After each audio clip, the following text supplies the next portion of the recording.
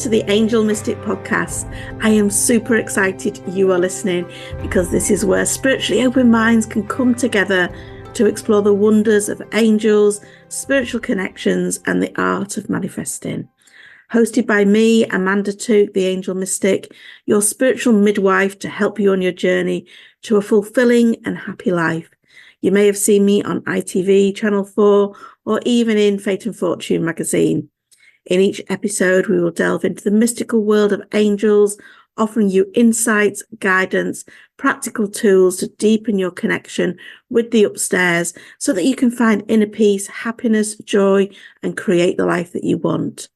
Tune in for weekly, fun conversations, transformational insights that will elevate your spiritual journey and awaken your inner mystic.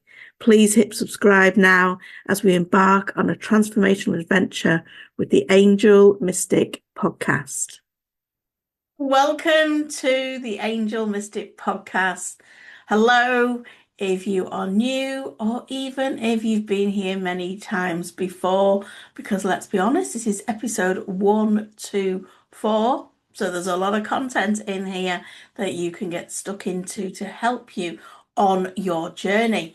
Now today, the content is all about the fastest way to get unstuck, because let's be honest, there is nothing worse than feeling stuck, held back, and not knowing what you should be doing.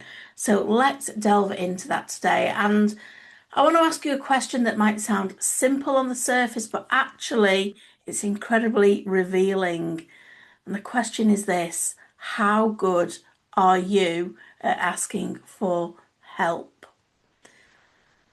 So as you think about that, and you could be in a situation in your life where you're feeling like you really need some help and you're wanting help, and you may even be connecting with your angels and asking the angels to help you, and then somebody comes along and goes, oh, do you want to help with that? And you go, no, I'm okay. And it just blocks what the universe is sending to you in terms of help. So how good, I mean, quite often, that's great if you even can do that. So many people I work with can't even ask for the help that they need. They feel like they have to carry everything alone.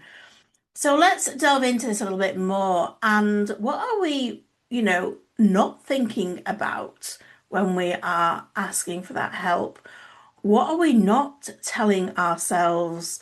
Or what are we telling ourselves? What is hidden behind all of that, where we are not allowing that help in? And it could be for very different reasons.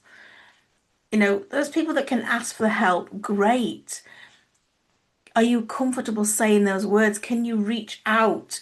Can you book that session that you need or join that program that you need? So often, and I see this so often, and I'm being really honest and transparent with you here, many people join my programs and they don't even log in. So they go through all the process of joining, of finding the finances to join, and then they have access at their fingertips to change their life for the better, and they never even log in. What's really going on when we're not allowing that help that's there to come to us? This is actually about receiving. It's a receiving problem. When we've got those things there, when we've got that offer of help, when we've got that program, but we've not logged in, we're not using what is available to us. So let's soften that down rather than resisting it. And that's where things start to get a little bit more interesting, because it is about asking versus allowing. And I see this all the time in my communities. The people who are strong, there's people that are capable, the intuitive people, the resourceful people. I was having a conversation with my landlady the other day, and we were talking about how if you want something done, you need to ask a busy person. Because there's people that can never find the time to do things, and there's people that are up against it and got hardly any time, but they do find the time to do things.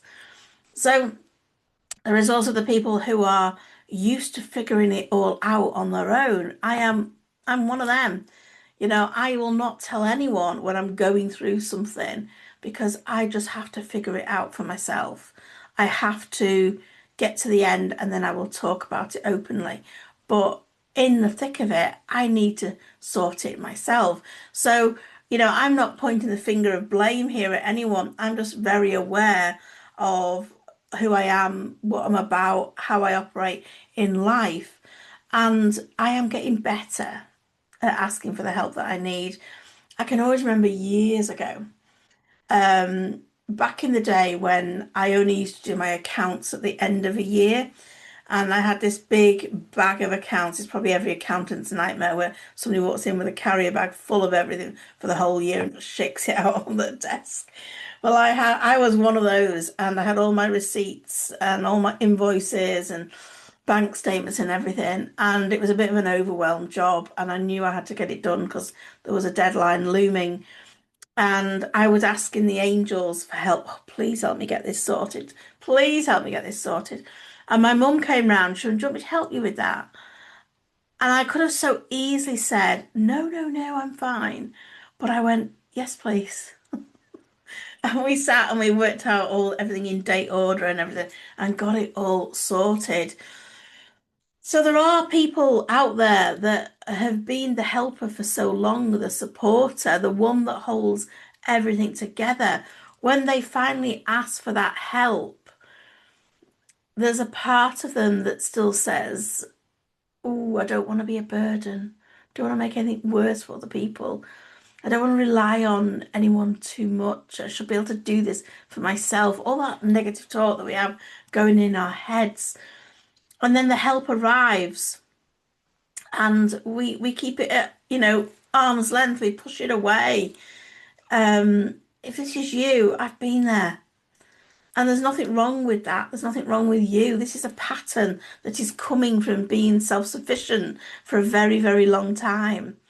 But here's the truth. You don't need to heal. You don't need to grow or expand by doing everything alone. It's okay. You are safe to have help. You are safe to reach out for support when you are struggling. And I want you to reflect on that for a moment, to allow yourself to be a little bit vulnerable with it and ask yourself, where in life are you just coping rather than thriving? Where are you just getting by? Where are you maybe repeating the same loops, the same patterns, the same frustrations, stuck at the same point? And it might be in your mindset, it might be in your money, in your confidence, your boundaries, your career, your business, your sense of direction, your connections. And it might be that you are intelligent enough to understand the issue. You're spiritual enough to see the lessons. You're self-aware enough to know actually what's happening, yet nothing is changing. And that often isn't a willpower problem. It's not a motivation problem. It's a support problem. And there's some things that we simply cannot see from inside our own experience. I often say with my clients, my one-to-one clients, you know, we can't see our own blind spots. So having help can really accelerate us forward. And when we are feeling stuck, when we are feeling trapped, when we are feeling like we're not sure what we're meant to be doing, having a little bit of support, the right support, can really make powerful things happen. And so you have to stop trying to work everything out for yourself, everything out from scratch. You have to stop spending years and years of circling some of the same insights that keep coming round. Because have you noticed that problems are often linked? There was something that triggered me recently, and I didn't know why it was triggering me. And when I took to my journal, I realized it was linking to something else that had happened many, many times in my life. It felt the same. But you need to stop carrying this alone. You've got your angels to support you. And coaching might be a fit for you. Coaching is certainly a fit for me. I do reach out and get support where I feel weak. Coaching isn't about being fixed. Coaching is about being fast-tracked to the things that you want, the success that you want. It's like borrowing somebody else's clarity, somebody's perspective, somebody's know-how, somebody that's been there like you have, and they've got through it. So if you've been struggling for something for a long time, that is a sign that it's not meant to be solved in isolation. If you haven't fixed it yet, maybe you need some external help with that. And support does not make us weak. It makes us efficient. Getting support from someone who's knows how you think, someone that knows what your struggle is, makes a huge difference because you feel understood. And when we're in that place of feeling stuck, we don't understand ourselves. So when we get that understanding from someone else, that gives us the breakthrough. I've had many coaches over the years. I am 16 plus years in this business, and I had many, many coaches for different reasons, some for personal, some for business growth. And all of them have brought valuable lessons. All of them have, I've learned something 100%. Sometimes it's not what I thought I was going to learn. Some of them have been great. Some of them, I'd say not so great, but even the ones that were not so great, there's been lessons that I needed to learn. The greatest coach, if I was like to name one coach, it would be Carly. And Carly was my first sales coach. And honestly, I smile from ear to ear when I think about it because she was um, I mean, I don't know that she'll ever listen to this podcast, but I hope she does because she changed my life massively. Carly was a sales coach, and in that period in my business, so we're talking, I don't know, 12 years ago maybe, I really felt like I couldn't sell in my business. I wanted just to crack on doing my business, working with my clients because I knew I was good at what I did. I knew I was good at getting results for people, but I didn't want to sell. I just felt sleazy. It felt horrible. And I was in a real stuck between a rock and a hard place because I knew I needed help in learning something I was weak in, but I didn't have the money for it. And I ended up investing the last, because you'll know if you've listened to this podcast for a while, I haven't always had an abundant life financially. Um, I have lived on benefits and pinch from Peter to pay Paul and had debt and all of that stuff and worked through all of that. But at that particular point in my life, I needed to grow my business, otherwise my business was not going to go anywhere. It was going to fold, and I needed to learn to sell. And the only bit of wiggle room I had was a balance on a credit card.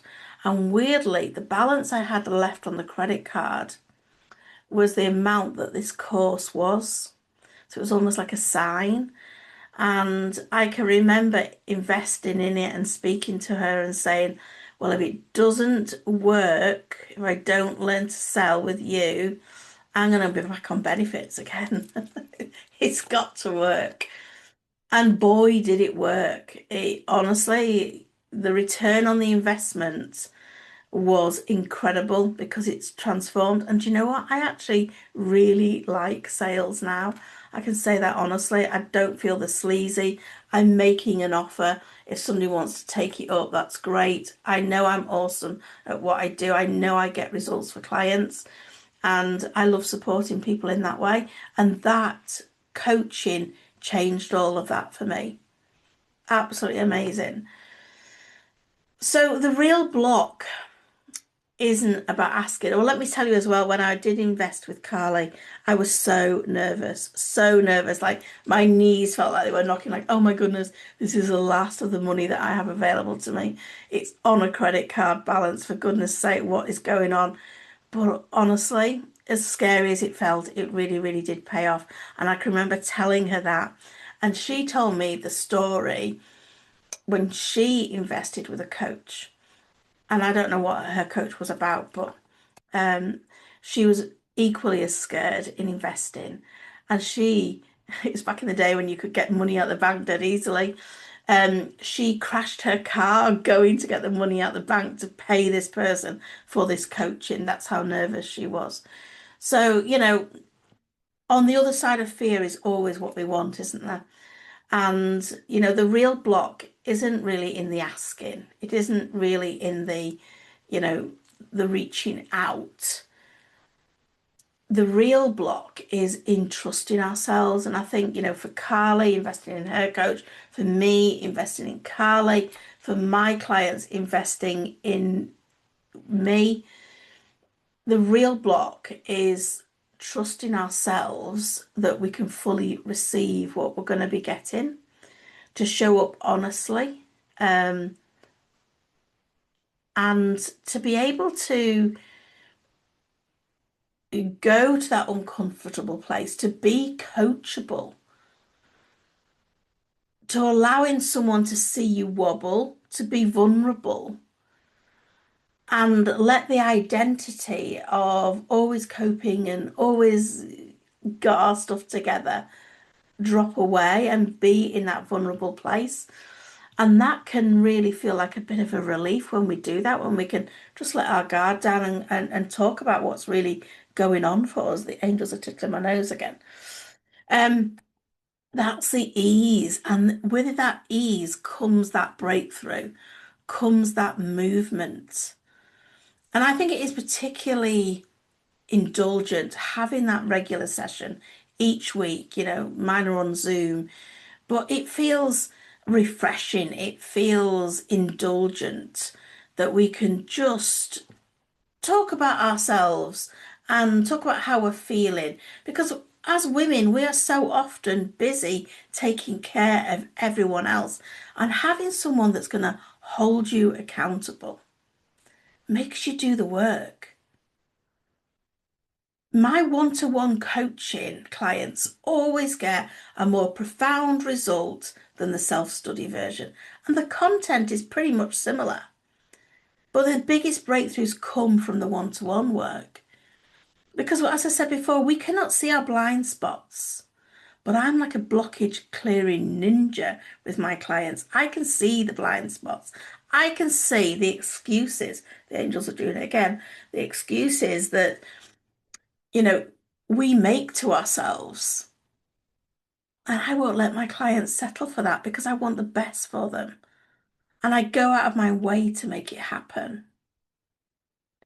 So it's not the money. I've come to realize it's not the money that stops people coaching, because one-to-one coaching does come with, a chunky price point.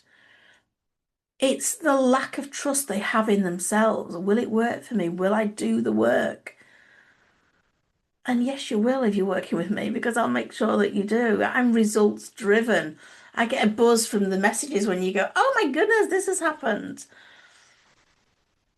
I am 100% grateful I invested in me, because I wouldn't be doing this work today. So how can you invest in yourself today so that you can thank yourself? Your future self will thank you. So if you're listening to this and you already know where you're stuck and you're tired of carrying it alone, and it might be your moment to stop and well, stop trying to push through and start being more supported. My one-to-one coaching might be a fit for you, but equally reaching out to friends, family, whoever are in your life, that might be the answer too. Because if you're done with struggle, you're going to have to get vulnerable. People who want clarity, people who want momentum, people who want change without having to fight themselves every step of the way. I hope you're listening to this podcast because when we work gently, when we work intuitively, when we work practically, when we look at what's really going on beneath the surface, we look at the whole person. That's what real support feels, and it doesn't feel overwhelming. You don't have to have it all figured out before you reach out. That's the point. So I'm going to leave this with you, and I hope that you are not feeling stuck. But if you are, have a good listen and think, where would you be in your life if things shifted and you allowed that help fully in rather than partially in? What would you become? What would become possible for you when you're not doing it on your own? And if you want my help, reach out. There's a link in the show notes. Send me an email. I'd love to help you. That's it. Don't be stuck. Do not be stuck. We do not need to be stuck. We need to be able to receive the help that's out there for us. Till next time. Oh no, not till next time. Gosh, I nearly forgot our angel cards. Let's do those. My goodness. This is angel cards for the 26th of January till the 1st of February.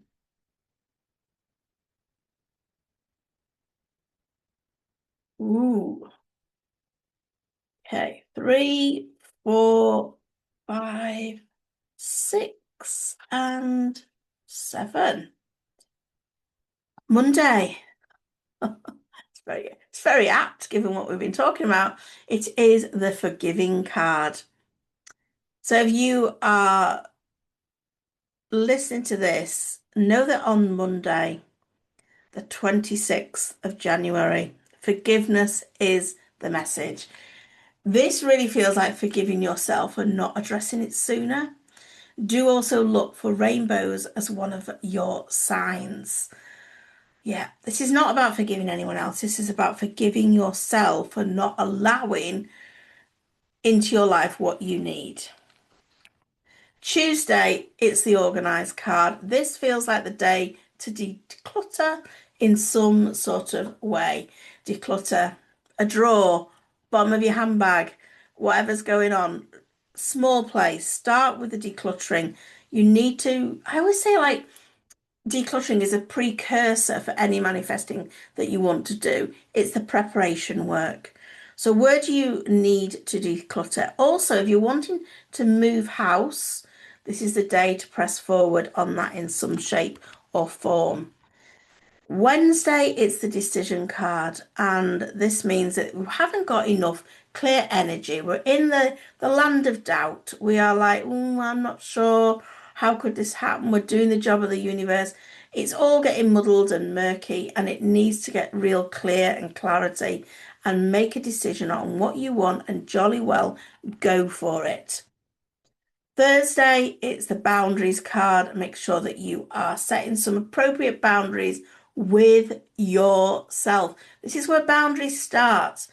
If you want to get better at boundaries, start with boundaries with yourself before you start with boundaries with other people, because it's just going to make it so much easier. And it means that other people start to see you in a different light and start to respect you. If you ask, your angels will help you with that. And also look for butterflies on Thursday as one of your signs. Friday is the love card. This is about loving on yourself. It's about self-love. When was the last time you did something for yourself? When was the last time you showed yourself a little bit of love? Ask yourself those questions. Ask your angels to help you because they love you unconditionally, warts and all.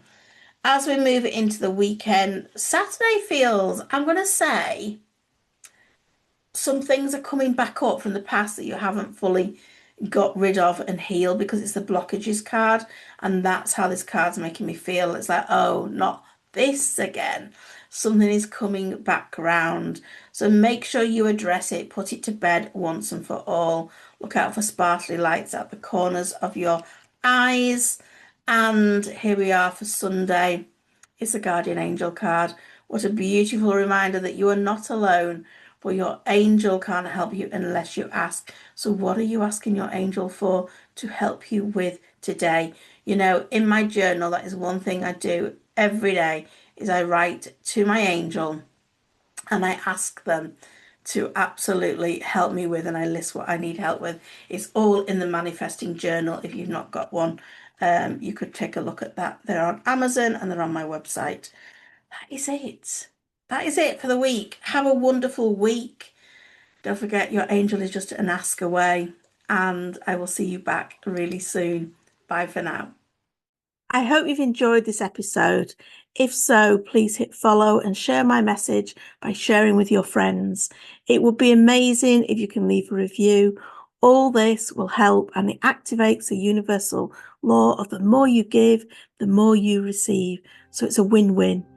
You can find more good stuff between episodes over on social media. Just search The Angel Mystic on Facebook, Instagram or TikTok, or check out the links in the show notes. I'd love for you to connect more over in my free group in Abundance Manifesting, all on Facebook. Hope to see you there.